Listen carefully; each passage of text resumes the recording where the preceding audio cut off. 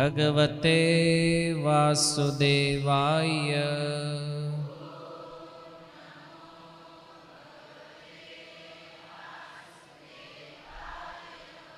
ઓમ નમો ભગવતે વાસુદેવાય.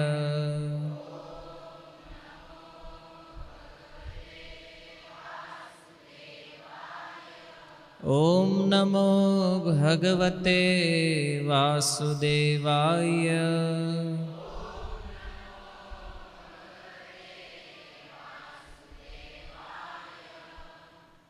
હરે કૃષ્ણ.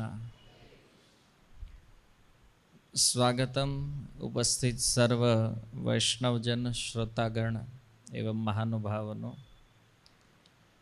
આપણે સૌ જાણીએ છીએ ખૂબ નિકટતમ સમયની અંદર એક સુંદર ફેસ્ટિવલ આવી રહ્યો છે, શ્રી જગન્નાથ રથયાત્રા.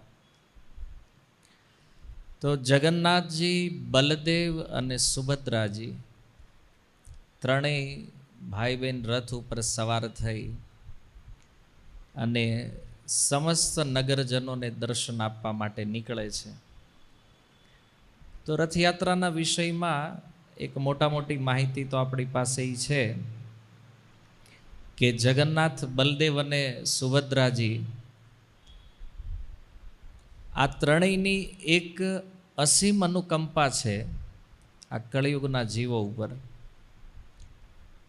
કે જે લોકો મંદિરમાં ભગવાનનું દર્શન કરવા નથી જઈ શકતા, કાંઈક કળિયુગ, માયા, કાંઈક સ્વભાવ, સંસ્કારવશ જેને સમય નથી મળતો કે મંદિરમાં જઈને જગન્નાથજીનું દર્શન કરીએ, તો જગન્નાથજીએ કીધું કે તમે ન આવો તો કાંઈ નહીં, તમારી ઉપર કૃપા કરવા હું આવું છું બારી.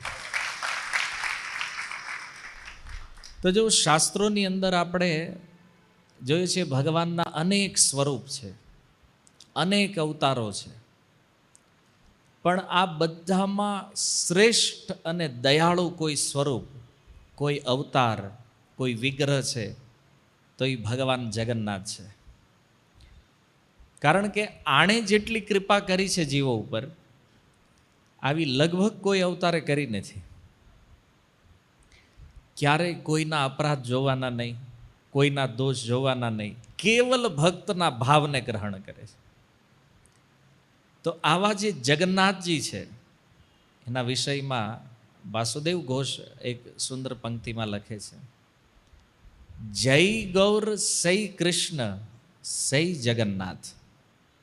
જે ગૌર ચૈતન્ય મહાપ્રભુ જે છે, જય ગૌર સૈ કૃષ્ણ, એ જ કૃષ્ણ છે, અને જે કૃષ્ણ છે એ જ જગન્નાથ છે.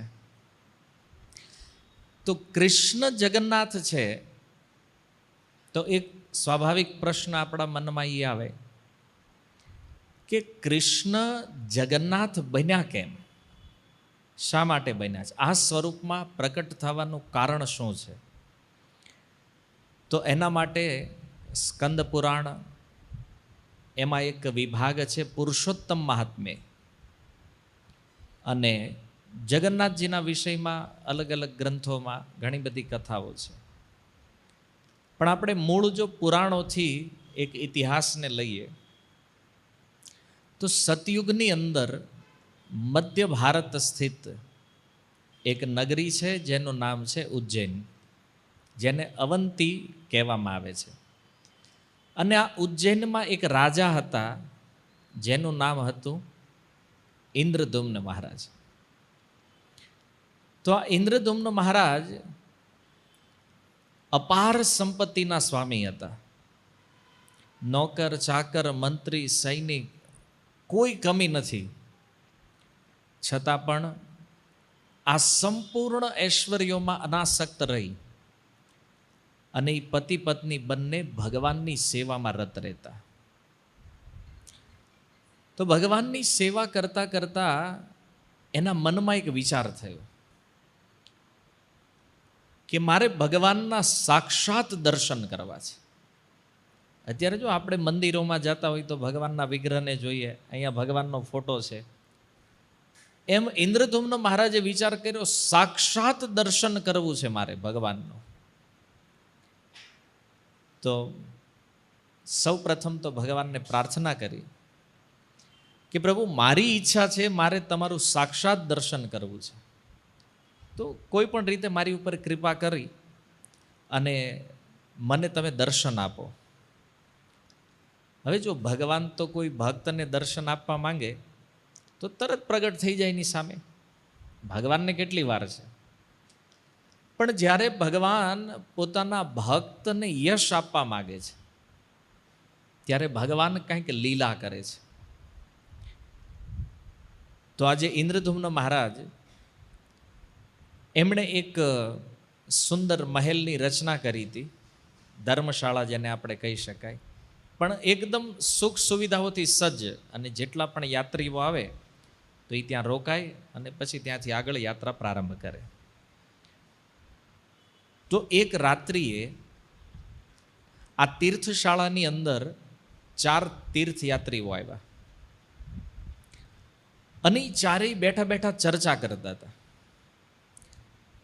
કે આપણે ભગવાનના સુંદર ચતુર્ભુજ શ્રી વિગ્રહ જેનું નામ નીલમાધવ છે, તો આપણે ભગવાન નીલમાધવના દર્શન કર્યા છે. જો આપણા જીવનનું કેટલું મોટું સૌભાગ્ય છે કે આપણને નીલમાધવનું દર્શન થયું છે.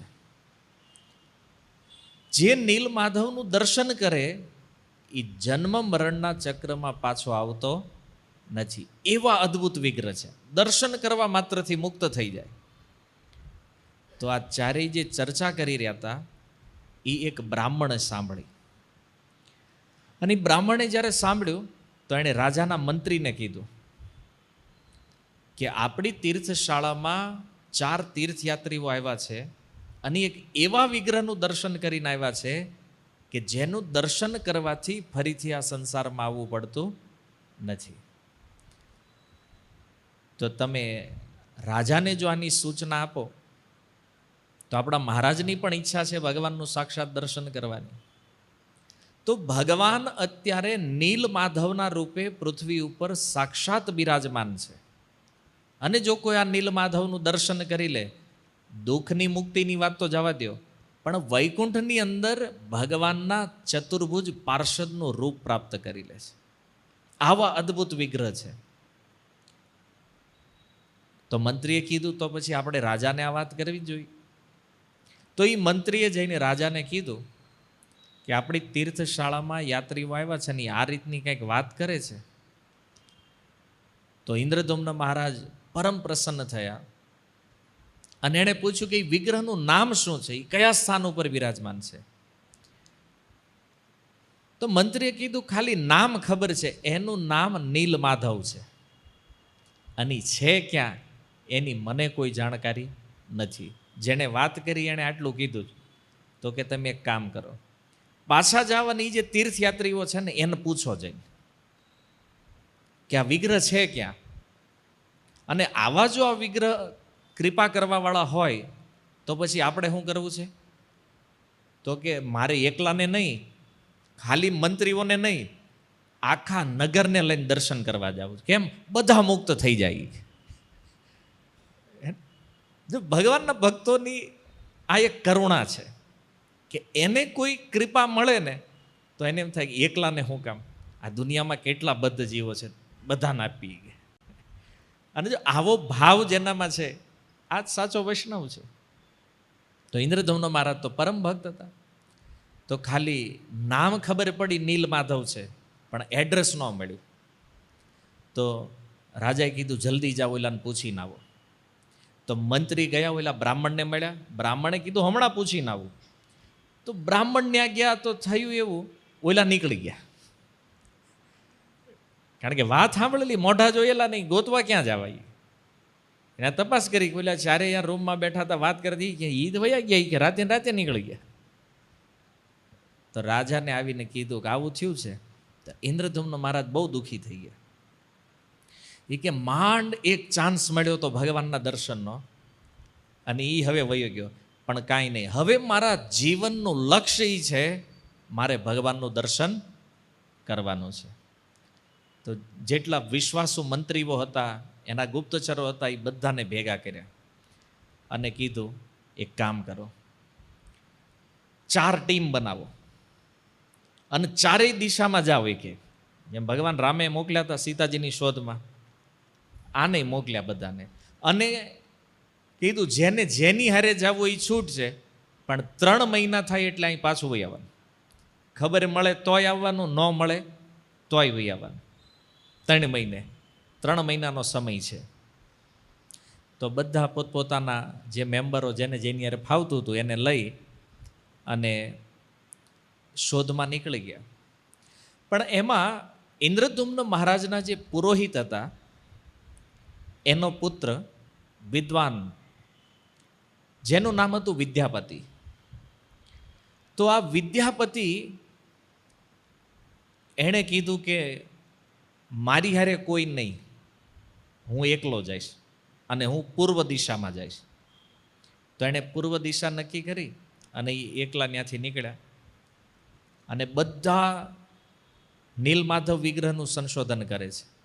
અને રાજાએ કીધું જો તમે આના સમાચાર લઈને આવશો, અપાર ધન સંપત્તિ આપીશ અને સાથે સાથે રાજ્યમાં ઊંચા પદ ઉપર નોકરી મળી જાય, શ્રેષ્ઠ પદ આ દરબારનું તમને પ્રાપ્ત થશે જો આ વિગ્રહના વિષયમાં તમે કોઈ જાણકારી આપી તો. આ રીતે બધાને શોધમાં મોકલી દે. અને બધાને એમ હતું કે આપણને પદ મોટું મળી જાય. તો ખોજ કરવા માંડ્યા, બધે સમાચાર પૂછવા માંડ્યા, કોઈને જાણકારી નથી. અને 3 મહિના થયા તો 3 ટીમ પાછી વહી આવી. જે ગયા હતા ઉત્તર, દક્ષિણ ને પશ્ચિમ વાળા, 3 આવ્યા રિટર્ન. એ કે મહારાજ આવા કોઈ વિગ્રહ ક્યાંય વિદ્યમાન હોય, આનો અણસાર સુદ્ધા નથી. કોઈક આમ વાત કરતું હોય કે હા ભાઈ આવા કાંઈક નીલમાધવ નામના એક ભગવાન છે, આવું ક્યાંય અમે સાંભળ્યું નથી. 3 મહિના બહુ રખડ્યા, કાંઈ પતો લાગ્યો નથી. રાજાએ કીધું કાંઈ વાંધો નહીં, ટાઈમ તો ઓલા વિદ્યાપતિનોય પૂરો થઈ ગયો છે, પણ એ હજી આવ્યો નહીં. અને વિદ્યાપતિએ નક્કી કરેલું જ્યાં સુધી નીલમાધવના સમાચાર ન મળે ત્યાં સુધી પાછું જવાનું નથી. અને જો સમાચાર ન મળે તો જીવન ભલે ભટકતા ભટકતા પૂરું થઈ જાય, રાજાની પાસે પાછું તો જ જવાનું છે જો ભગવાનના સમાચાર મળે. આવો એણે એક સંકલ્પ લઈ લીધો અને એ તો પૂર્વ દિશાની અંદર ભ્રમણ કરવા માંડ્યા. અને એ સમયે બન્યું એવું, એક સુંદર ગામ સમુદ્રના તટે, અને ફરતા ફરતા આ વિદ્યાપતિએ જોયું કે આટલું સુંદર રમણીય ગામ છે, તો ચાલો અહીંયા ઉતારો લઈ અને અહીંયા નિવાસ કરવો છે. તો એ ગામની અંદર ગયા, ખૂબ સુંદર સુંદર પર્વતો હતા ફરતા ફરતા, અને ફળ ફૂલના અનેક વૃક્ષોથી સુસજ્જ એવું રમણીય સ્થાન કે જોતા હારે કોઈનું પણ મન એમ આકર્ષિત થઈ જાય. તો એણે થયું આ ગામ કંઈક રહેવા લાયક લાગે છે. તો એ ગામની અંદર એન્ટર થયા અને ગામના નિવાસીઓ પણ અતિ સભ્ય હતા. તો એણે પૂછ્યું કે મારે આજની રાત્રિ અહીં રોકાવું છે, તો આ ગામમાં એવું કોઈ ઘર ખરું જ્યાં ઉતારો મળી શકે, જ્યાં હું નિવાસ કરી શકું? તો બધા લોકોએ કીધું કે આ ગામ જે છે ને એ વિશ્વવસુ નામના વ્યક્તિ જે છે એનું છે, જે અમારા મુખિયા છે. ગામમાં હોય ને અત્યારે જેમ સરપંચ છે, ગામના હેડ વ્યક્તિ વિશ્વવસુ છે. અને આમ તો અમે શબર જાતિના છીએ. શબર જાતિ એટલે જંગલમાં રહેવાવાળી એક જાતિ છે, બહુ નિમ્ન, જેમ કે ભીલ ઇત્યાદિ હોય એમ, એ એક શબર જાતિ છે. તો એ શબર જાતિના રાજા છે વિશ્વવસુ, એનું આ ગામ છે. અને ભલે એ જાતિના શબર છીએ અમે, પણ વિશ્વવસુ ભગવાનના ભક્ત છે, વિદ્વાન પણ છે અને સ્વભાવ સાધુ છે. એના ઘરે જાઓ તમને ત્યાં આશ્રય મળશે. તો ગામ લોકોએ ઘર બતાવ્યું. આ વિદ્યાપતિ એના ઘરે આવ્યા, આવી અને દરવાજો ઠપકાર્યો. તો 16 વર્ષની આ વિશ્વવસુની કન્યા, જેનું નામ હતું લલિતા, એણે દરવાજો ખોલ્યો અને વિદ્યાપતિએ કીધું કે હું એક મુસાફર છું અને મારે આજ રાત અહીંયા રોકાવું છે. તો લલિતાએ કીધું કે કામ કરો, અત્યારે મારા પિતાજી ઘરે નથી, એ જ્યારે આવશે હમણાં થોડી વાર પછી, ત્યાં સુધી તમે બહાર બેસો. અને એણે દરવાજો બંધ કર્યો. સંધ્યા સમય જેવો પૂરો થયો તો એ સમયે આ વિશ્વાવસુ ઘરે આવે છે. અને ઘરે આવી અને એણે જોયું કે આંગણામાં એક અતિથિ બેઠો છે. હવે આપણા વેદોની મર્યાદા એ છે અતિથિ દેવો ભવ. એણે જોયું કે અતિથિ મારા ઘરે છે અને આમ એને બહાર બેહવું પડ્યું. હૃદયમાં થોડું દુઃખ લાગ્યું એને. તો એણે આવી અને વિદ્યાપતિને કીધું કે તમે મને ક્ષમા કરો, કારણ કે હું કંઈક કામથી બહાર ગયો હતો, મારે આવતા મોડું થયું અને એના કારણે તમને થોડું કષ્ટ થયું છે. તો વિદ્યાપતિએ કીધું નહીં, કાંઈ વાંધો નહીં, હું હજી હમણાં જ આવ્યો છું અને ગામ લોકોએ મને કીધું કે આ નિવાસ સ્થાન સારું છે, એટલા માટે હું તમારા ઘરે આવ્યો છું. તો વિશ્વવસુએ પોતાની પુત્રીને બોલાવી અને કીધું કે આના સત્કાર માટે કંઈક વ્યવસ્થા કરો. તો આતિથ્ય સત્કાર માટેની જે વ્યવસ્થાઓ હતી એ કરી અને વિશ્વવસુ એને ઘરની અંદર લાવ્યા. પણ વિશ્વવસુએ જોયું કે વિદ્યાપતિનું રૂપ સુંદર છે અને સ્વભાવ પણ સરળ છે. તો આ જોઈને એને બહુ પ્રસન્નતા થઈ કે હાલો, આ કોઈ અતિથિ સામાન્ય નથી, કોઈક તો વિલક્ષણ વ્યક્તિ છે જે આપણા ઘરે આવ્યા છે. તો વિશ્વવસુએ કીધું કે તમારી જો ઈચ્છા હોય તો થોડા દિવસ માટે તમે રોકાવો મારા ઘરે. એણે તો એક જ રાત્રિનું કીધેલું કે મારે એક નાઇટ રોકાવું છે. પણ વિશ્વવસુએ આગ્રહ કર્યો કે તમારી ઈચ્છા હોય થોડા દિવસ વધારે રોકાઈ જાઓ. તો વિદ્યાપતિને થયું કે અહીંયા રોકાવી, કદાચ મને અહીંથી કાંઈક કડી મળે. તો આ રીતે એણે પોતાની પુત્રી જે છે એને આદેશ આપ્યો કે આ બ્રાહ્મણ જેટલા દિવસ અહીંયા રોકાય એટલા દિવસ એનું આતિથ્ય સત્કાર કરો, એના ખાવા પીવાનું, એને જે કાંઈ જરૂરી વસ્તુઓ હોય બધી એને પૂરી પાડો. આને કોઈ વસ્તુનો અભાવ હોવો જોઈએ નહીં. જો પૂર્વના સમયમાં આવું હતું, આતિથ્ય સત્કાર થતો, તો આ પ્રમાણે એની સેવા નિશ્ચિત થઈ, સાંજનું ભોજન લીધું અને ત્યારબાદ વિશ્વવસુ અને વિદ્યાપતિ બેય સૂવા માટે વયા ગયા. સવારે જ્યારે જાગ્યા તો વિદ્યાપતિએ જોયું કે વિશ્વવસુ નથી ઘરે, પણ એના ઘરમાંથી એક અદ્ભુત સુગંધ આવી રહી છે. તો એને કાંઈ ખબર તો ન પડી, પણ એને થયું કે આ સુગંધ તો કાલે જ્યારે આ ઘરમાં હું આવ્યો અને ઓલા વિશ્વવસુ બહારથી આવ્યા ને, તો એના શરીરમાંથી પણ આવી જ સુગંધ આવતી હતી, જે સુગંધ એના ઘરની અંદરથી આવી રહી છે. તો એને થયું કે કંઈક હશે, કાંઈ નહીં, પણ આનું રહસ્ય તો મારે જાણવું પડશે કે આ સુગંધ આવે છે ક્યાંથી. આના ઘરમાં પણ છે આ સુગંધ, એના શરીરમાં પણ આવે છે, અને સવારે જ્યારે જાય ત્યારે નથી હોતી, સાંજે જ્યારે રિટર્ન આવે છે ત્યારે આ સુગંધ આવે. તો વિદ્યાપતિ વિચાર કરે છે કે આણે રોકાવાનું તો કીધું જ છે, તો પછી હવે થોડાક દી રોકાઈ જાવી. અને આ રીતે વિશ્વવસુ રોજ સવારે ઘરેથી નીકળી જાય. વિદ્યાપતિને થયું નવરા નવરા આપણે શું કરવું ઘરે, તો એ નીકળી જાય. શું કામ કે આજુબાજુમાં ક્યાંક જો નીલમાધવના વિષયમાં કાંઈક ખબર પડે તો કાંઈક તપાસ કરું. આ રીતે એ પણ નીકળ્યા અને થોડા દિવસ આ ક્રમ ચાલ્યો. રોજ સવારમાં બે નીકળી જાય. પણ આની જિજ્ઞાસા દિન પ્રતિદિન વધતી ગઈ કે સવારે જ્યારે વિશ્વવસુ જાય નોર્મલ વ્યક્તિ હોય, અને સાંજે જ્યારે રિટર્ન આવે તો એના શરીરમાંથી એક અદ્ભુત દિવ્ય ગંધ નીકળી રહી છે, સુગંધ નીકળી રહી છે.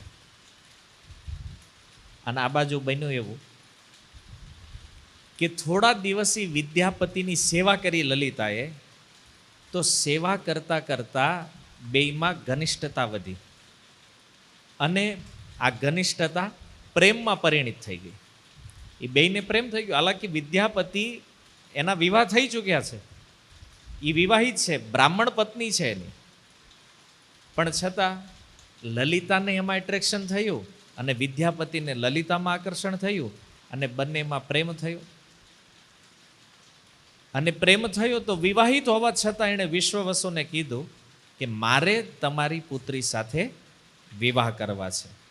વિવાહની અનુમતિ માગી અને વિશ્વવસુએ જોયું કે આટલો સુંદર, બુદ્ધિમાન, વિદ્વાન બ્રાહ્મણ છે અને અમારી જાતિ એકદમ નિમ્ન છે, અને આવો યુવાન જો પ્રાપ્ત થતો હોય તો આ તો અમારી દીકરી માટે સૌભાગ્ય છે. તો એણે પણ વિવાહની અનુમતિ આપી દીધી. બેયના વિવાહ થઈ ગયા.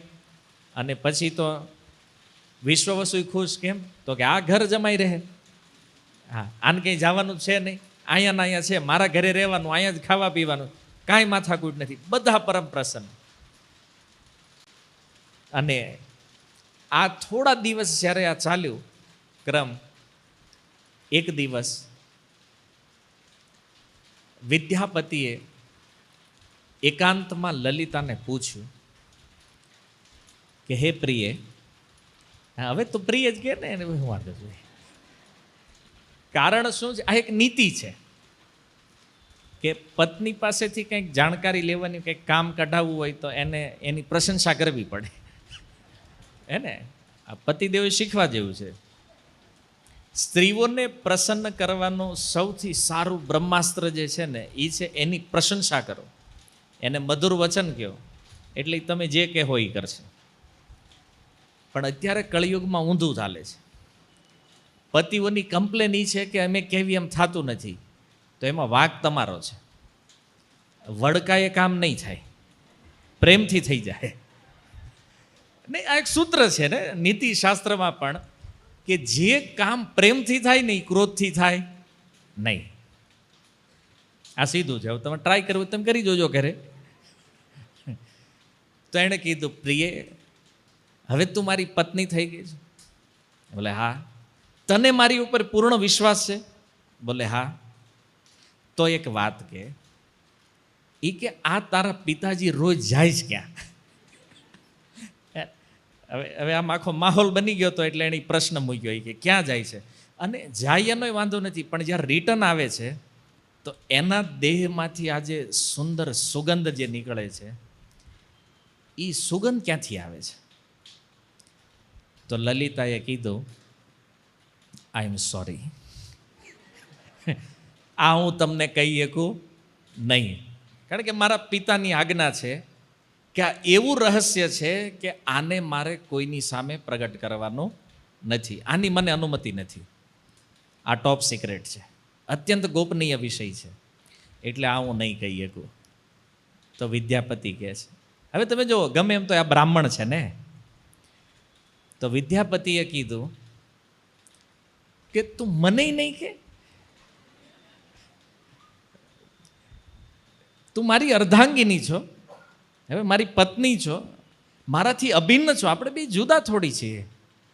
પતિ પત્ની તો મતલબ આનથી નિકટ તો કોઈ નથી, હે ને? ચાણક્ય પંડિત જેમ કહે છે કે ભગવાન દ્વારા મનુષ્યને પ્રાપ્ત થયેલો શ્રેષ્ઠ મિત્ર કોણ છે? પત્ની. તો હવે તો આપણામાં કાંઈ સિક્રેટ ન હોવું જોઈએ. પતિ પત્નીમાં શું સિક્રેટ હોય? કાંઈ ન હોવું જોઈએ, કોઈ ગોપનીય રહસ્ય ન હોવું જોઈએ. એટલા માટે તારે મને કહેવું જોઈએ. જો આ વિદ્યાપતિ કહે છે, પણ નીતિ આ નથી. અમુક વાત એવી હોય જે પતિઓએ ક્યારેય પત્નીને કહેવાય નહીં, અને અમુક વાત એવી છે જે પત્નીઓએ ક્યારેય પતિને કહેવી જોઈએ નહીં. ગમે એટલા હા માપે, ગમે એ કરે, નહીં કહેવાય ને એટલે નહીં જ કહેવાય. એમાં નકર પ્રોબ્લેમ થાય. તમે એક સુંદર કથા છે. કઈ જે છે ને, મારા દશરથના પત્ની કઈ એના પિતા, એની પાસે એક વિદ્યા હતી. એ પશુ પક્ષીઓની ભાષા સમજીએ કે જે બોલે નહીં. તો એક દિવસ ભોજન કરવા માટે બેઠા તો એક કીડી અને કીડો બે વાતો કરતા હતા. તો એ વાત કરતા હતા ને એ આ જે રાજા છે કઈના પિતા, એણે સાંભળી એટલે એને હસવું આવ્યું.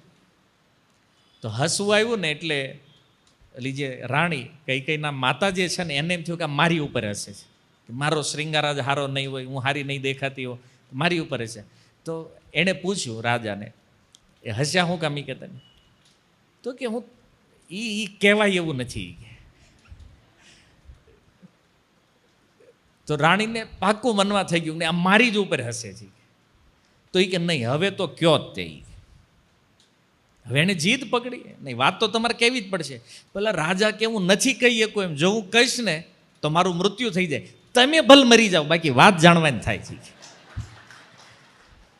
તો એટલે રાજાનો મગજ વયો ગયો. એ કે આ કઈ ટાઈપની આ બાઈ છે. એ કે હું મરી જાઉં, એનો પતિ, એનો વાંધો નહીં, કે તો એને વાત જાણવી છે, બોલો. એ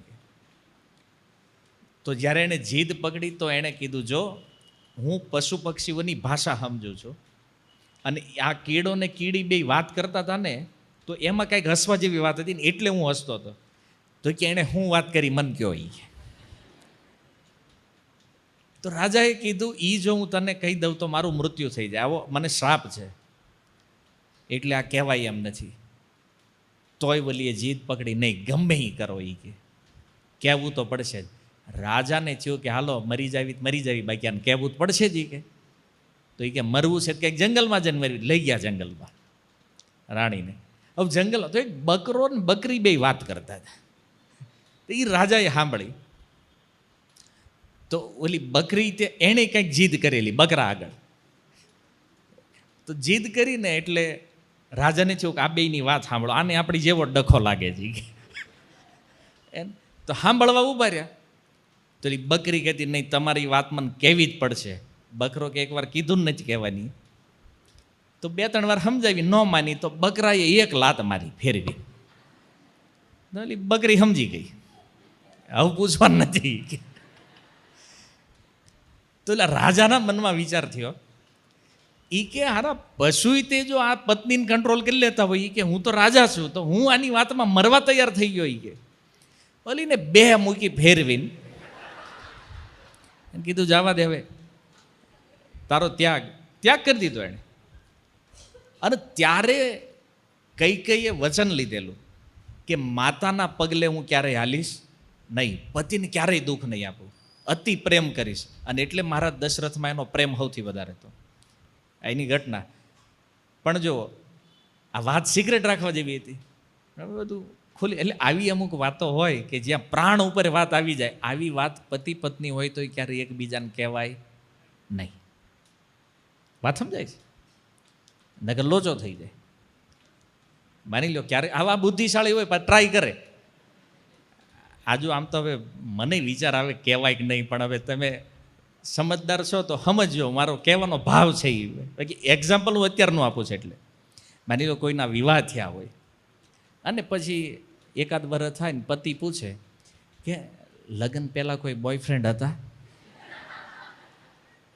સ્વાભાવિક છે ને, પતિ પત્નીમાં વાતચીત થાય છે ને, પૂછે તો એને શું કહેવાય? ના જ પડાય. શું કામ? કારણ નકર ડિવોર્સ થઈ જાય ભાઈ. મજા ઓલું હસ્તામાં જ ખસતું થઈ જાય ગમે ત્યારે. અને માની લો પત્ની પતિને પૂછે કે ભાઈ તમારે કોઈ ગર્લફ્રેન્ડ હતી પહેલાં? એ હોય તો એ કહેવાય નહીં. નકર લગ્ન જીવન તૂટી જાય. તો ગમે એટલો પ્રેમ હોય પણ અમુક સિક્રેટ નો ખોલાય ક્યારેય. વાત સમજાય છે? તો એ અહીંયા પણ હતું. સિગરેટ કહેવા જેવું નહોતું આ, પણ આણે ઇમોશનલ બ્લેકમેલ. હવે બ્રાહ્મણ છે ને વિદ્યાપતિભાઈ, એને ખબર છે વાત કેમ કઢાવી કોઈની પાસે. તો એને કીધું આપણે બે તો અભિન્ન છીએ, હું તારો પતિ છું, તારે કોઈ વાત છુપાવી જોઈએ નહીં. તો તમે ત્યાં આવા પ્લાનિંગમાં ક્યાંય હલવાતા નહીં. જો કે તમારે હશે જ નહીં કાંઈ સિગરેટ, પણ આ તો તોય કહું છું, નીતિ એક સમજવા હાલે છે. હાકે રાખો બરાબર, શું વાંધો જ ભાઈ? હે ખોટે ખોટું કંઈક લાવીને જીવનને ડિસ્ટર્બ કરવું તો બેટર છે. અમુક વાતોને દફનાવી દો, એ વધારે બેટર છે. તો આવા રહસ્યો તો લલિતાએ કીધું, કહું ખરી એક વચન આપો કે આ સિક્રેટ તમે બીજા કોઈને કહેશો નહીં. તો વિદ્યાપતિએ વિચાર કર્યો, ખરું આમાં હલવા હું, કારણ કે મારે તો ઇન્દ્રધુમ્ન મહારાજને કહેવાનું છે. જૈન નીલમાધવના વિષયમાં કોઈ સમાચાર મળે તો આને જો વચન આપી દઈશ તો વચન નહીં તોડાય. શું કરવું? પણ એણે તરત વિચાર કર્યો. એણે કીધું, જો પત્નીએ ક્યારેય પતિ ઉપર સંદેહ કરાય નહીં. સતયુગની વાત છે આવો, એટલે ત્યાં બધું રેડી જ હાલે. એણે કીધું ક્યારેય પત્નીએ પતિ ઉપર સંદેહ કરવો જોઈએ નહીં. હું જાણું છું તું એક પતિવ્રતા છો, અને પતિવ્રતા સ્ત્રીને પતિ ઉપર ક્યારેય સંદેહ હોય નહીં. તો હવે તારે મને વાત કહેવી જોઈએ, મતલબ વચનથી બચવા માટે એણે એક રસ્તો, વાત તારે કહેવી જોઈએ પણ હું વચન નહીં આપું. એમનો કીધું નહીં આપું એમ, પણ નીતિ બતાવી દીધી કે પત્નીએ કોઈ દી સંશય કરાય નહીં. સંશયાત્મા વિનશ્યતિ ગીતામાં કીધું જ ભગવાને, એટલે ગીતા દ્વાપરમાં બોલવાના જ કૃષ્ણ. પણ તો એણે કીધું સંશય ન હોવો જોઈએ. અને આટલું કહી અને વિદ્યાપતિ ચૂપ, મૌન થઈ ગયા. તો લલિતાને થયું કે વળી કાંઈક રિહાઈ જાય ને વયા જાય એટલે લોચો થાય એ કે. એટલે એણે કીધું કાંઈ વાંધો નહીં, તમે ટેન્શન ન લ્યો, હું તમને કહું છું. મારા પિતાજી એક ભગવાનના શ્રી વિગ્રહનું અર્ચન પૂજન કરવા માટે જાય છે. તો વિદ્યાપતિએ પૂછ્યું કયા વિગ્રહનું? તો લલિતાએ કીધું કે મેં આ રહસ્ય કોઈની સામે પ્રગટ નહીં કરવાનું મારા પિતાને વચન આપ્યું છે, પણ તમે મારા પતિ છો એટલે હવે હું તમને બતાવું છું કે એ નીલ માધવની પૂજા કરવા માટે જાય છે. હવે વિચાર કરો, 3 મહિને આ શબ્દ સાંભળવા મળ્યો નીલ માધવ. તમે વિચાર કરો ઓલા વિદ્યાપતિની અંદર કેટલી પ્રસન્નતા થઈ હશે.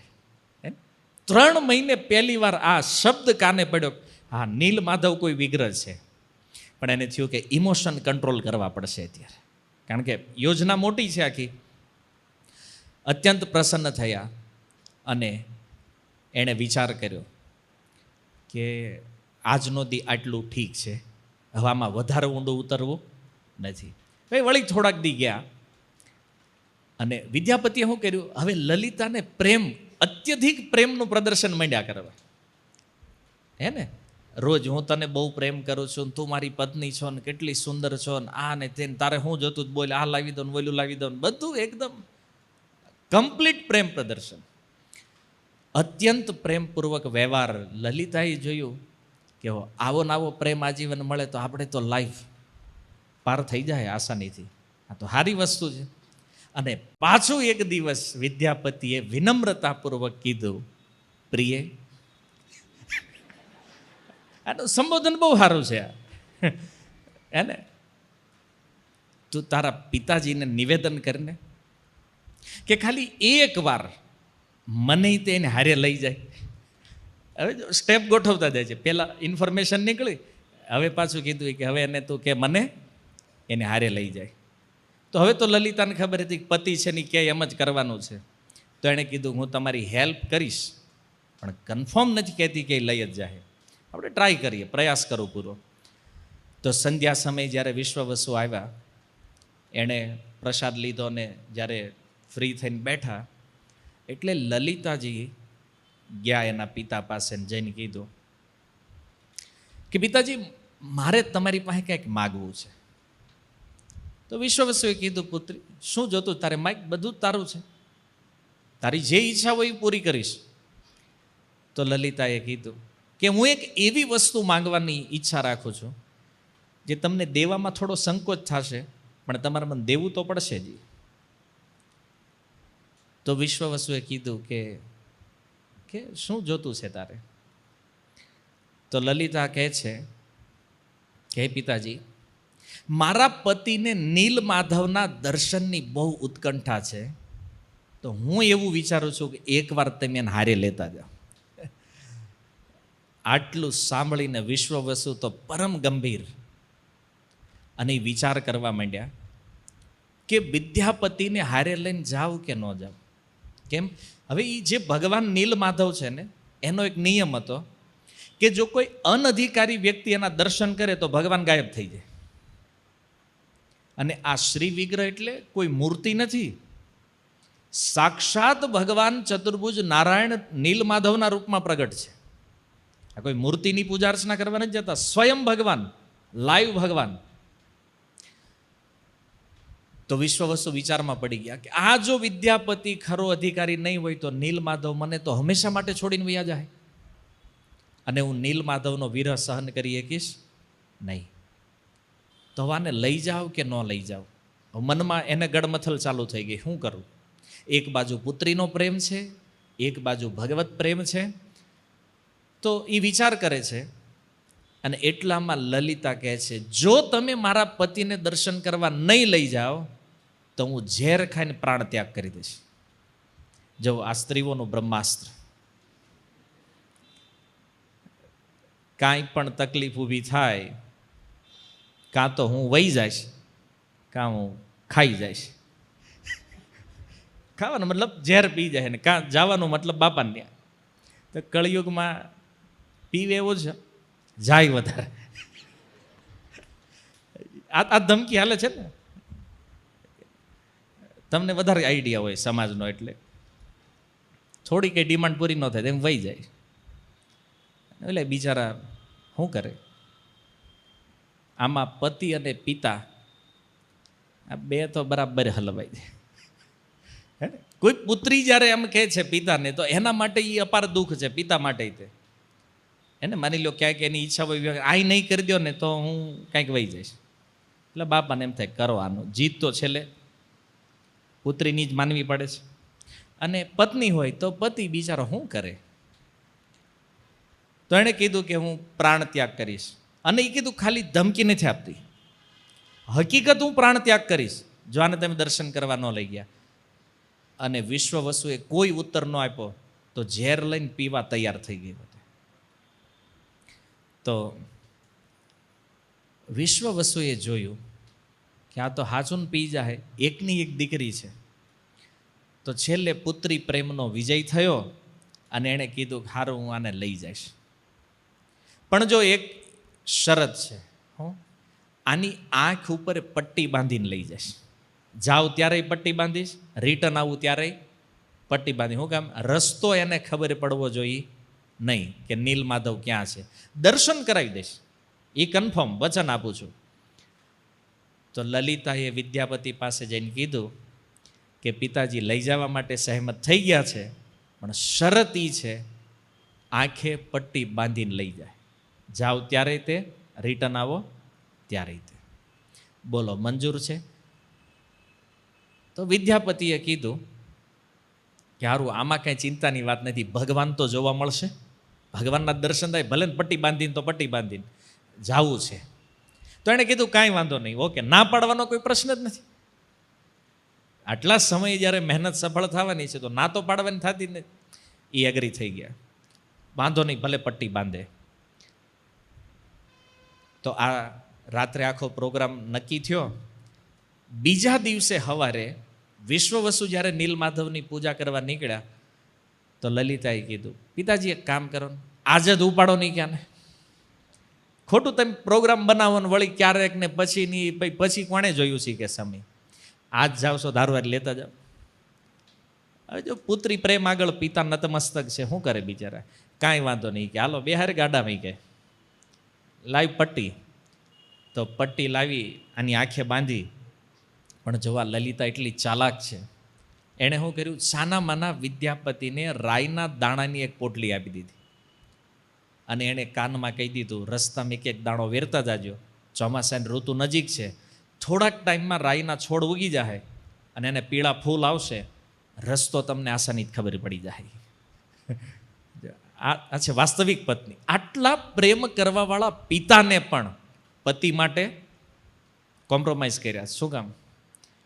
કારણ કે માનસની અંદર અનસુયાજી કહે છે અમિત દાની ભરતા વૈદેહી. જો અનસુયાજી એક સુંદર ચોપાઈ સીતાજીને કીધી છે કે આ જગતમાં લોકો દાન ઘણું કરે, પણ શ્રેષ્ઠ દાન શું છે, અથવા શ્રેષ્ઠ દાની કોણ છે? માનો એક સ્ત્રી માટે પતિ હોય, ભાઈ હોય, બહેન હોય, એના પિયરવાળા ઘણા બધા લોકો હોય, પણ જે સુખ પતિ આપી શકે એ આખું પરિવાર મળી નહીં તે કોઈ સ્ત્રીને આપી શકે નહીં. એટલે અમિત દાની, અનલિમિટેડ દાની છે સ્ત્રી માટે પતિ. અને એટલા માટે પાતિવ્રત ધર્મનું આટલું મહત્વ છે. જો તો લલિતાજીએ પણ એ ધર્મ નિભાવ્યો અને એણે કીધું કે આ રાઈન પોટલી કંઈક હંતાડી દો, આને ખબર ન પડે. અને વિશ્વવસુ બિચારા ગાડું હાંકવામાં બીજી, એ તો એ ટેન્શનમાં છે કે ભગવાન રહે કે વયા જાય. એને ખબર તો વાહે શું કરે જ બેઠો બેઠો, કોઈ મતલબ નથી, એની ચિંતા છે. તો આ રીતે યાત્રા પ્રારંભ થઈ અને જ્યારે એ ગાડી, હવે જો ઘણીવાર શું છે કે ભલે આંખ બની હોય તોય ખબર પડી જાય આ દિશામાં ગયા છે કામ. એટલે ઓલા વિશ્વવસુએ ગાડું એવું આડું તેડું આમ તેમ હાંકીને લઈ ગયા કે આને રસ્તો ખબર ન પડે એટલા. અને પછી જ્યારે ત્યાં પહોંચ્યા તો એ પટ્ટી ખોલી અને સામે જોવે સાક્ષાત ભગવાન નીલમાધવ. તમે વિચાર કરો કે આવી રીતે કોઈ સામાન્ય વ્યક્તિ હોય ડાયરેક્ટ ભગવાનનું દર્શન થાય. જોયું તો બ્રહ્મા, શિવજી, ઇન્દ્ર, વરુણ, સૂર્ય બધા દેવતાઓ ભગવાનનું અર્ચન કરે છે. અને એમાં વિશ્વવસુને અધિકાર મળ્યો છે ભગવાનના અર્ચનનો. તો વિશ્વવસુએ કીધું જો આ છે નીલમાધવ ભગવાન, દર્શન કરે. અને એણે દર્શન કર્યું, ચતુર્ભુજ વિગ્રહ, હાથમાં શંખ, ચક્ર, ગદા, પદ્મ ધારણ કર્યા. એટલું મનોહર રૂપ, સેમ નારાયણ. જોકે નારાયણ જ છે, પણ નારાયણ નીલમાધવના રૂપમાં પ્રગટ થયા છે. અને આવું ભગવાને રૂપ શા માટે લીધું છે? તો જો એક નિયમ છે, બ્રહ્માજીના આયુષ્ય, એના વર્ષો કેટલા છે? 100 વર્ષ. બ્રહ્માજીનું આયુષ્ય 100 વર્ષનું છે. તો એ 100 વર્ષના આયુષ્યમાં 50 વર્ષ જે છે પહેલા, એ 50 વર્ષ ભગવાન આ પૃથ્વી ઉપર નીલમાધવ રૂપમાં રહે સાક્ષાત. અને બ્રહ્માજીના જે બીજા 50 વર્ષ છે એમાં ભગવાન નીલમાધવ એનું સ્વરૂપ બદલાવી નાખે છે અને એક અલગ સ્વરૂપ ધારણ કરવાના છે. તો આ નીલમાધવ સાક્ષાત ભગવાન, અને એનું દર્શન કરતાં કરતાં વિદ્યાપતિ તો સ્ટેચ્યુ બની ગયા. આટલી સુંદરતા, આટલું અદ્ભુત દિવ્ય રૂપ ભગવાનનું જોયું. અને વિદ્યાપતિને એટલો આનંદ થયો, રોવા માંડ્યા ભગવાનને જોઈ. જો ક્યારેક માણસને વધારે પડતી ખુશી થઈ જાય તો શું કરે? રડવા લાગે. એ પ્રેમ જે છે આંસુઓથી નીકળે. તો રડતા રડતા ભગવાનનું સુંદર દર્શન કરે અને વિચાર કરે છે, આટલા સમયથી હું આને ગોતી રહ્યો હતો અને આજે એ મારી સામે છે, આજે મારું જીવન સાર્થક થઈ ગયું છે. અને આમ વિચાર કરે તો વિશ્વવસુએ કીધું દર્શન થઈ ગયા, હા હાલો બહાર ગયા. બહાર લાવ્યા, કારણ કે બોલો દેવતા અર્ચન કરતા. તો બહાર લાવ્યા અને કીધું અહીં બેસ, હું જંગલમાં જાઉં છું ભગવાન માટે ફળ ફૂલ આતે અર્ચનની સામગ્રી લેવા માટે. અને જ્યાં સુધી હું ન આવું ત્યાં હું ત્યાંથી હલવાનું નથી, ક્યાંય જવાનું નથી, આઈના નથી બેહવાનું છે. કારણ કે જગ્યા આખી દિવ્ય પવિત્ર છે, ભગવાનનું સ્થાન છે. એટલે બરાબર એને સ્ટ્રિક્ટ વોર્નિંગ આપી, આઈનાને બેજો, કાંઈ કરવાનું નથી. વિદ્યાપતિ કીધું કાંઈ વાંધો નહીં, હું અહીંયા જ બેઠો છું. અને એ સમયે વિશ્વવસુ જ્યારે વનમાં ગયા, આ વિદ્યાપતિ જે સ્થાન ઉપર બેઠા છે એણે બાજુ એક સુંદર સરોવર, કુંડ, અને એ કુંડના કિનારે એક વૃક્ષની ડાળી આમ કુંડ ઉપર આવેલી છે. તમે જોજો ને, ઝાડવા ગામડે ઓલો કૂવો હોય ને કૂવા ઉપર એક ડાળ આવતી હોય, એમ એ સરોવર, એ કુંડ ઉપર એક ડાળી, અને એની ઉપર એક કાગડો બેઠો છે. અને કાગડો બેઠો બેઠો ઝોલા ખાય. આપણને ઝોલા આવે ને ક્યારેક ક્યારેક, આમ પ્રવચન ન ગમતું હોય, કથા ન ફાવતી હોય, એમ કાગડો ઝોલા ખાય. હવે એને ત્યાં હાવ નવરાય તે કાગડાનું અવલોકન કરે બેઠા બેઠા. એ કે આ કાગડો જો ઝોલા ખાઈને હુઈ ગયો પડવાનો છે ત્યાંથી કે અંદર. અને એ વિચાર કરે છે વિદ્યાપતિ. હકીકત બન્યું એવું, કાગડાને એવું ઝોલું આવ્યું, પડ્યો કુંડમાં. અને જેવો કુંડમાં પડ્યો એ કાગડો, તો એ જ ચતુર્ભુજ ભગવાનના પાર્ષદનું રૂપ લઈને બહાર નીકળ્યો. અને આકાશમાંથી ગરુડજી આવ્યા, એને પોતાની પીઠ ઉપર બેહારી અને વૈકુંઠ લઈને વયા ગયા એ કાગડાને. તો વિદ્યાપતિના આશ્ચર્યનો પાર નહીં. પહેલું આશ્ચર્ય હતું ભગવાનના દર્શન, અને બીજું આશ્ચર્ય થયું કે ઓલો કાગડો જેણે કોઈ ભક્તિ નથી કરી, કોઈ ભજન નથી કર્યું, કોઈ સાધન નથી કર્યું, અને હારો આટલી આસાનીથી ભગવાનના ધામમાં વયો ગયો. અને હું એક મનુષ્ય, અને હું હજી અહીં આટા મારું છું. ધિકાર છે આવા જીવનને, નથી રહેવું, હાલો આપણે વૈકુંઠ જવું છે. તે વિદ્યાપતિ ચડ્યા ઝાડ ઉપર, એ ડાળીએ. એનું કાગડો જેમ ગયો એમ જ જવું છે કે આપણે. તો ડાળે ચડ્યા ઉપર ને જેવું પડવાની તૈયારી કરે એવામાં આકાશવાણી થઈ. અને આકાશવાણી થઈ, આકાશવાણીએ કીધું કે કેવલ મુક્તિ પ્રાપ્ત કરવા માટે આ વૈકુંઠ જવાનો જે લોભ છે, આ લોભ નહીં કર, જેના માટે તું આત્મહત્યા કરવા જઈ રહ્યો છો. કેમ? કારણ કે સંપૂર્ણ જગતના હિત માટે તારે હજી ઘણા કાર્યો કરવાના બાકી છે. સૌથી પહેલું કામ તારું એ છે, જલ્દીથી જલ્દી ઇન્દ્રદ્યુમ્ન મહારાજ પાસે જા અને નીલમાધવ અહીંયા છે એની સૂચના આપો એને જઈને. આકાશવાણી કહે છે. અને જ્યારે આકાશવાણી સાંભળી તો વિદ્યાપતિ ઝાડ ઉપરથી ઉતર્યા નીચે અને જ્યાં ઓટલે બેહાર્યા હતા ત્યાં ચૂપચાપ બેહી ગયા પાછા હતા. તો એટલામાં વિશ્વવસુ આવ્યા, પુષ્પ, ફળ ને ચંદન ને ઘણી બધી સામગ્રી લઈને ભગવાનની પૂજા કરવા માટે. અને વિશ્વવસુએ પૂછ્યું, અહીં ક્યાંય હૈલા નહોતા ને, આમ તેમ ગયા નથી ને? કે નહીં, અહીંયા જ બેઠો તેમ ગયા. અને ઓલી જે કાગડાવાળી ઘટના બની કીધું નહીં એણે કે આવું થયું, મેં આ જોયું છે, આ કુંડ આટલો, કોઈ ચર્ચા નહીં. વળી પાછા અંદર ગયા, ભગવાનની સેવા પૂજા શરૂ કરી. આખો દિવસ ભગવાનના અર્ચનમાં નીકળી ગયો. અને સંધ્યા સમયે જ્યારે એ લોકો પાછા આવ્યા, વળી પાછી પટ્ટી બાંધી ગાડામાં બેહાર્યા, પાછા રિટર્ન આવ્યા. અને આ બાજુ વિદ્યાપતિને તો હવે ઊંઘ આવે, ભગવાનને જોઈ લીધા, એટલે કાગડાને જોઈ લીધા, અને એ વિચાર કરે છે કે અહીંથી નીકળવું કેમ. અને આ બાજુ વિશ્વવસુ સૂતા તો રાત્રે સ્વપ્નમાં સ્વયં ભગવાન નીલમાધવ પ્રગટ થયા અને કીધું, વિશ્વવસુ, તે બહુ સમય સુધી મારી સેવા કરી છે અને તારી સેવાથી હું ખૂબ પ્રસન્ન છું, છતાં હવે મારા એક ભક્ત છે ઇન્દ્રદ્યુમ્ન મહારાજ, હું એની રાજસી સેવા સ્વીકાર કરવા માગું છું. અને એટલા માટે તું ચિંતા નહીં કરતો, કોઈ દુઃખ પણ નહીં લગાડતો, જે થવાનું છે એ સારું થશે. સ્વયં ભગવાન સ્વપ્નમાં આવીને કહે છે વિશ્વવસુને. પણ જેવું સ્વપ્ન તૂટ્યું અને અત્યંત વિચલિત થઈ અને એ વિચાર કરે છે કે હવે ભગવાન ઇન્દ્રદ્યુમ્ન મહારાજ પાસે વયા જશે. અને ઇન્દ્રદ્યુમ્ન મહારાજ પાસે જશે તો હું ભગવાન વગર કેવી રીતે રહીશ? વિચાર કરો, જેને રોજ ભગવાનની લાઈવ સેવા કરવાનો અવસર મળે અને હવે એની પાસેથી ભગવાન વયા જાય, આવી સ્થિતિ થાય, આ વ્યક્તિ કેવી રીતે પોતાને કંટ્રોલ કરી શકે? એણે એકવાર વિચાર કર્યો કે નહીં, ભગવાને મને કીધું છે કે મારે ચિંતા કરવાની નથી, પણ તોય વિચાર કરો, ભગવાન વયા જવાના હોય તો કેવી રીતે કોઈ માણસને ઊંઘ આવે?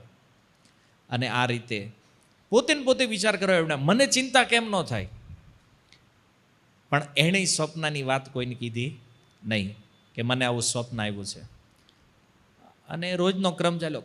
2-4 દિવસ વ્યતીત થયા એટલે વિદ્યાપતિએ કીધું કે સસુરજી, ઘરે આંટો મારી આવું, એક લગ્ન પછી ગયો જ નથી મળવા. આ ઊંધું હતું ને, તો એ કે હવે હું અવંતીએ આંટો મારી આવું. અને અવંતીના રાજા ઇન્દ્રદ્યુમ્ન મહારાજ છે, એટલે તરત મનમાં ક્લિક થયું કે આ ભગવાને વાત કરી અને 4 દિન આને ઘરે જવું છે. ગમે થઈ જાય પણ ભગવાનને જવા દેવાના થતા નથી. હવે જમાઈ છે, આને કરવું હું? કારણ કે દીકરી છે, આને કંઈક કરી તો એને દુઃખ લાગે. લાગવું હોય તો લાગે, પણ ભગવાનને જવા દેવાના થતા આને પૂરો કે જેલમાં નાખવાના. કારણ કે તો રાજા હતા એ ગામના, જેલ એટલે એક રૂમમાં બંધ કરી દીધા એને અને કીધું અહીંયા બંદી, નજર કેદ. અને ગામવાળાને કીધું એક ક્ષણ તે આ ક્યાંય આડોવડો ન થવો જોઈએ, ધ્યાન રાખજો. તો વિદ્યાપતિ હલવાણા, એ કે હવે અહીં નીકળવું કેમ? કારણ કે આઘરું છે, આની જેલ તોડીને ભાગવું, કારણ કે આખું ગામ એનું છે, આઈને એ રાજા છે. તો લલિતાને ખબર પડી કે મારા પતિને જેલમાં નાખ્યા છે. અને આને અંતિમ વિશ્વાસ એ જ હતો કે પત્ની સિવાય કોઈ સહાયતા કરે એવું છે નહીં. તો લલિતા એને મળવા જાય છે જ્યારે, તો વિદ્યાપતિ કહે છે કે ગમે એ કરે પણ મને છે ને તું અહીંથી બહાર કાઢ. અત્યારે તારે મારી સહાયતા કરવી, મારે જેટલું બને એટલું જલ્દી અવંતી જવું છે. અને મેં ઇન્દ્રદ્યુમ્ન મહારાજને વચન આપ્યું હતું કે નીલમાધવના સમાચાર જેવા મને મળશે એટલે આવીને પહેલાં હું તરત તમને કહીશ. તો તું મને જો અહીંથી મુક્ત કરે તો હું ત્યાં જાઉં, રાજ પરિવારને અહીં લેતો આવું અને પછી હું તારી હારે જ રહીશ કાયમ માટે. એ લલિતાને પણ વચન આપ્યું હું તારી હારે રહીશ, અમે જો આટલું કામ તું કરી દે તો હું જીવનભર તારી હારે રહીશ. તમે જો પોતાના વચન માટે થઈ અને વ્યક્તિ શું નથી કરતા, સત્યવાદી, એને તો ભલે અહીંયા રહેવું પડે પણ રાજાને જે વચન આપ્યું છે તો પૂરું કરવાનું થાય છે. તો લલિતાએ કીધું કે હું મારા પિતાજીને વાત કરીશ. એ પિતાજી પાસે ગઈ અને કીધું કે જો મારા પતિને કેદમાંથી મુક્ત ન કર્યા તો હું સાચું આત્મહત્યા કરી લઈશ. બ્રહ્માસ્ત્ર તો હતું, ખોટા એમ જ ક્યાં છે. તો એલા કીધું કે હવે પુત્રી પ્રેમ તો પુત્રી પ્રેમ છે, શું કરવું કે છોડો એ ક્યાંને. અને વિદ્યાપતિને મુક્ત કર્યા. મુક્ત થયા પછી લલિતાને આશ્વાસન આપ્યું કે તું ચિંતા નહીં કર, બહુ જલ્દી પાછો આવીશ. અને આટલું કહી અને એ ત્યાંથી નીકળી ગયા. હવે જ્યારે આ શબરોના ગામથી નીકળ્યા તો ચાલતા ગયા, એક રાત કે દિવસ જોયા વગર, કોઈ જગ્યાએ વિશ્રામ નહીં, કન્ટિન્યુ ચાલતા એને એવું તો જેટલું બને એટલું જલ્દી હું અવંતી નગરી પહોંચી જાઉં. અને ત્યાં પહોંચી અને હવે જુઓ 6 મહિના વયા ગયા, બધી ઘટના બનીને એમાં 6 મહિના પછી વિદ્યાપતિ પાછા આવ્યા છે. તો આખી અવંતીની રાજસભા પ્રસન્ન કે આ 6 મહિને રિટર્ન આવ્યા છે તો કાંઈક તો સમાચાર લઈને આવ્યા છે. અને ઇન્દ્રધુમ્ન મહારાજને કીધું, મહારાજ નીલમાધવને મેં શોધી લીધા છે. ક્યાં છે? ઇન્દ્રધુમ્ન મહારાજની પ્રસન્નતાની કોઈ સીમા નથી. અને એને થયું કે હવે નીલમાધવની સેવા આપણે કરવાની છે. તો એની પત્ની, જેટલી સંપત્તિ, પ્રજા, સૈનિક, સેનાપતિ બધાને કીધું તૈયાર થઈ જાઓ, કાલે જ જવાનું છે ત્યાં. હે ને, શુભસ્ય શીઘ્રમ, હારા કામમાં વાટ છે નહીં ભાઈ. તો આખું રાજ્ય પ્રજા સહિત બધાને રેડી કરે, હાલો આજે તમને ભગવાન દેખાડું સાક્ષાત લાવી કે. તો બધાને લીધા હારે અને નીલાચલ એ જે સ્થાન છે એ નીલાચલમાં પ્રસ્થાન કર્યું. ઉજ્જૈનથી આવ્યા જગન્નાથપુરી, જે અત્યારનું છે ત્યાં. અને જગન્નાથપુરીથી દક્ષિણમાં 100 મીલ દૂર છે આ સ્થાન નીલાચલ ક્ષેત્ર, જ્યાં નીલમાધવ બિરાજમાન છે. તો આવ્યા તો રાજાએ કીધું તને એડ્રેસ પાકું ખબર છે ને? એ કે મહારાજ આ પીળા છોડ દેખાય ને, આલ્યા જાવ સીધા ન્યાય કે આપણે જ ઉગાડેલા છે. અને એટલે વિશ્વવસુને જ પૂછ્યું નહીં, અને એમ નામ ડાયરેક્ટ સીધા પહોંચ્યા જ્યાં ભગવાન નીલમાધવ બિરાજમાન છે. અને જોયું કે એક સુંદર મંદિર, અને મંદિરમાં જેવા એન્ટર થયા શું જોવે છે? ભગવાન ગાયબ. અદ્ભુત ઘટના બની કે ઇન્દ્રધુમ્ન મહારાજ ત્યાં પહોંચ્યા, ત્યાં સુધીમાં નીલમાધવ જે છે એ અદ્રશ્ય થઈ ગયા. તો ઇન્દ્રધુમ્ન મહારાજે વિચાર કર્યો કે નક્કી ઓલા વિશ્વવસુએ ક્યાંક ભગવાનને છુપાવી દીધા છે. કારણ કે એ રોજ પૂજા કરતો, એને ખબર પડી હું આવવાનો, તો પહેલાં જ એણે ભગવાનને ક્યાંક ઠેકાણે પાડી દીધા એવું લાગે છે. વિશ્વવસુને બોલાવીને પૂછ્યું, નીલમાધવ ક્યાં છે? બોલે રાજા મને ખબર નથી ક્યાં છે. સાચું બોલો એ કે તમે જ કંઈક છુપાવ્યા છો. એટલે કે મને ખબર નથી. પણ રાજાને એટલી લાલસાથી ભગવાનના દર્શનની, એને થયું આણે છુપાવ્યા, ખોટું બોલે. એક કામ કરો, આને બંદી બનાવો. આખા ગામને બંદી બનાવી લીધું. વિશ્વવસુને અને એના ગામમાં જેટલા લોકો હતા બધાને કેદ કર્યા. અને કીધું જ્યાં સુધી ભગવાનનો પત્તો નહીં બતાવો ત્યાં સુધી છોડવાનો નથી તમને. અને આટલું કહીને ઇન્દ્રધુમ્ન મહારાજ રડવા લાગ્યા. એક કુશાના આસન ઉપર બેસી સમુદ્ર બાજુ મુખ રાખી અને એમણે નિશ્ચય કર્યો કે જ્યાં સુધી ભગવાન નીલમાધવનું દર્શન ન થાય ત્યાં સુધી અન્ન જળનો ત્યાગ કરી દો. ભલે મૃત્યુ પ્રાપ્ત થઈ જાય પણ ભગવાનનું દર્શન તો કરવાનું થાય છે. હું મારી પત્ની, મારા મંત્રીઓ, મારી પ્રજા આ બધાને લઈને દર્શન કરવા માટે આવ્યો, અને જો ભગવાન દર્શન નથી આપતા તો આ મારાથી સહન થાય એમ નથી. અને એટલા માટે હવે મારે પ્રાણ ત્યાગ કરવા છે. અને હે નીલમાધવ, હા નીલમાધવ, આવો પુકાર કરતાં કરતાં સમુદ્ર તટે બેસી ગયા. અને એ સમય પુનઃ એકવાર આકાશવાણી થઈ. અને આકાશવાણીએ કીધું, હે રાજા, આ શબર લોકો જે છે એને છોડી દો. આ જગતમાં તમને નીલમાધવના રૂપમાં હું દર્શન આપીશ નહીં, પણ હું જગન્નાથ, બલદેવ, સુભદ્રા અને સુદર્શન ચક્ર આ 4 રૂપમાં પ્રગટ થઈ અને હું તમને દર્શન આપીશ. ભગવાને આકાશવાણી કરી. કારણ કે બ્રહ્માજીના 50 વર્ષ પૂરા થતા એટલે એ કે અહીંયા એ રૂપનું કામ પૂરું થઈ ગયું છે, હવે આ રૂપ પ્રગટ થવાનું છે. તો ક્યાં પ્રગટ થશે? બોલે જે જગન્નાથપુરીથી તમે આવ્યા છો, પુરી ઉત્કલ ક્ષેત્રમાંથી, ત્યાં સમુદ્ર કિનારે એક સ્થાન છે બંકિમ મોહાના. આજે તમે જગન્નાથપુરી જાઓ તો એ સ્થાન છે જેની આ લીલા થઈ રહી છે. અત્યારે ચક્રતીર્થના નામથી પ્રસિદ્ધ છે વર્તમાન સમયમાં. અને ભગવાને કીધું કે ન્યા હું દારૂ બ્રહ્મના રૂપમાં પ્રગટ થઈશ. દારૂ બ્રહ્મ એટલે લાલ કલરનું લાકડું. અને એ લાકડું એ કે આ સમુદ્રમાં તણાતા તણાતા આવશે અને લાકડાને તમે સોનાના રથ ઉપર લઈ જઈ અને એમાંથી મારા વિગ્રહનું નિર્માણ કરાવજો, અને એ તમને હું આ રૂપમાં દર્શન આપવાનું છે. એ લાકડું બીજું કોઈ નહીં, ભગવાન કે સાક્ષાત મારું સ્વરૂપ છે. તો તમે ન્યા વેઇટ કરો, અહીંયા વેઇટ કરવાથી કોઈ ફાયદો નથી. તો આ પ્રકારે જ્યારે આકાશવાણી થઈ તો જગન્નાથ, બલદેવ, સુભદ્રાજી અને સુદર્શન ચક્રના વિગ્રહની પ્રતિષ્ઠા માટે આ ઇન્દ્રદ્યુમ્ન મહારાજ પોતાનો આખો કાફલો લઈને આવ્યા જગન્નાથપુરી, જે અત્યારનું જગન્નાથપુરી છે ત્યાં. અને ત્યાં એણે એક સુંદર મંદિરનું નિર્માણ કર્યું. એવું અદ્ભુત મંદિર બનાવ્યું. અને એને થયું પેલું લાકડું તો હજી ક્યારે આવે વાટ છે, તો એ પહેલાં મંદિર બનાવી નાખ્યું. કારણ કે ભગવાનને બેસાડવાના છે તો મંદિર હોવું જોઈએ. તો સુંદર મંદિરનું નિર્માણ કરાવ્યું. એ મંદિરની ઉપર એક કળશ સ્થાપિત કર્યો અને કળશ ઉપર એની હારે એક ચક્ર સ્થાપિત કર્યું ઇન્દ્રદ્યુમ્ન મહારાજે. અને પછી નક્કી થયું કે હવે આનું ઓપનિંગ કોના હાથે કરાવવું.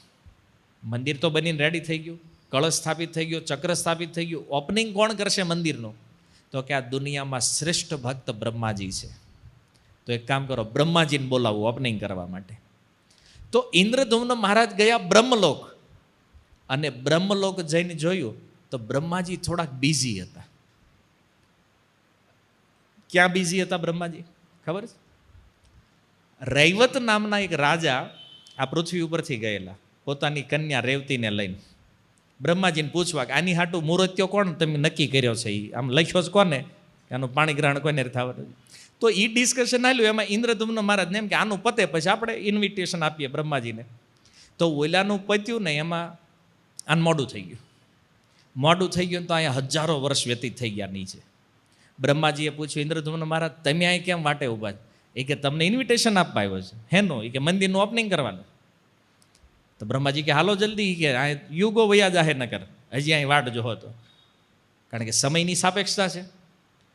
તો બ્રહ્માજીને લઈને જ્યારે ઇન્દ્રદ્યુમ્ન મહારાજ આવ્યા એ સ્થાન ઉપર, તો ન મળે મંદિર કે ન મળે કોઈ બીજા લોકો, પોતાનું રાજ્ય, તે બધું ક્યાં ગયું ખબર નહીં. કારણ કે અહીં હજારો, કેટલી પેઢીઓની પેઢીઓ વહી ગયા. બ્રહ્માજી પાસે ખાલી આટલો ટાઈમ ઊભા રહ્યા એમાં. તો આ બાજુ બ્રહ્માજીએ કીધું, ઇન્દ્રદ્યુમ્ન મહારાજ હવે શું કરશું? એ કે કાંઈ વાંધો નહીં, આપણું મંદિર તો ક્યાંક તો હશે જ. તો એમાં એક ઘટના એવી બની કે એક રાજા હતો ગલમાધવ. ઓલા તો ઉપરથી આવ્યા ને, એ સમય આવ્યા રાજા ગલમાધવનું રાજ્ય હતું. તો એનો ઘોડો, એનો પગ ભટકાડો કોઈ વસ્તુ હારે, ઘોડો પડી ગયો. ઘોડો પડ્યો એટલે રાજા પડ્યો. રાજાએ કીધું ખોદો, અહીં એવું છે હું જેણે ઘોડાને પાડી દીધો. અને ખોદ્યું તો મંદિરની ઉપર જે ચૂડામણી જે હોય છે ને એ દેખાણું. તો સૈનિકોએ કીધું અહીં કંઈક મંદિર હોય એવું લાગે છે. તો એણે કીધું કે સારું આ રેતી હટાવો બધી. અને બધી રેતી હટાવીને તો હકીકત એમાંથી એક મંદિર નીકળ્યું. અને એ મંદિર આમ તો ખંડેર થઈ ગયેલું. તો રાજા ગલમાધવે કીધું આનું રિનોવેશન કરો. એનું રિનોવેશન કરીને મંદિર રેડી કર્યું. ત્યાં આવડા આવ્યા બી બ્રહ્માજી ને ઇન્દ્રદ્યુમ્ન મહારાજ. ઇન્દ્રદ્યુમ્ન મહારાજ આ મારું મંદિર છે. એટલે ગલમાધવ કે મેં બનાવ્યું છે. બેયની વચ્ચે વિવાદ થઈ ગયો. આ રાજા કે મારું છે, ઓલા રાજા કે મારું છે. તો કે હવે નિર્ણય કોણ કરે આનો? તો એ કે એક કામ કરો, આનો સાક્ષી છે કોઈ? તો ભગવાન શ્રી રામના પરમ ભક્ત કાગભૂષુંડી, જ્યારે એ મંદિરનું નિર્માણ થતું હતું ને એ સમયે કાગભૂષુંડી ત્યાં હાજર હતા. અને આવડા આવ્યા તો એ ત્યાં હતા. તો એણે કીધું કે મેં આ મંદિરનું નિર્માણ થતા જોયું છે. આ મંદિર કોણે બનાવ્યું છે? ઇન્દ્રદ્યુમ્ન મહારાજે બનાવ્યું છે. અને ગલમાધવને કીધું તમે આનું રિનોવેશન કર્યું છે. એટલે અસલી મંદિરના માલિક કોણ છે? ઇન્દ્રધુમ્ન મહારાજ છે. અને બ્રહ્માજીએ કીધું કે હા, મને ખ્યાલ છે અને હુંય સાક્ષી છું કે આ મંદિરનું નિર્માણ કોણે કર્યું છે? ઇન્દ્રધુમ્ન મહારાજ. એટલે મંદિર તમારે એને આપી દેવું. તો રાજા ગલમાધવ ભક્ત હતા વિનમ, એણે કીધું કાંઈ વાંધો નહીં, આ મંદિર તમારું, આ ક્ષેત્રય તમારું, જે આખું જગન્નાથપુરી જે છે આની ઉપર મારો કોઈ અધિકાર નથી. અને આ રીતે ઇન્દ્રધુમ્ન મહારાજે બ્રહ્માજીને કીધું કે બ્રહ્માજી હવે એક કામ કરો, તમે આની પ્રતિષ્ઠા કરો. પણ એ કે કોરા મંદિરની ભગવાન ક્યાં છે? તો કે એ તો આવવાના છે વેઇટિંગ. તો કે હાલો ન્યા આપણે વાટ જોવી, હજી તો આવવાનું કીધું છે ને, આવ્યા નથી ભગવાન. તો એ કે અહીંયા આપણે વાટ જોશું. તો એ બધા સમુદ્ર કિનારે રાહ જોઈ રહ્યા છે. તો કેવી રીતે ભગવાનનું આગમન થયું છે આવતા શુક્રવારે. હરે કૃષ્ણ. શીલ પ્રભુપાદ કી. નિતાય ગૌર પ્રેમાનંદે.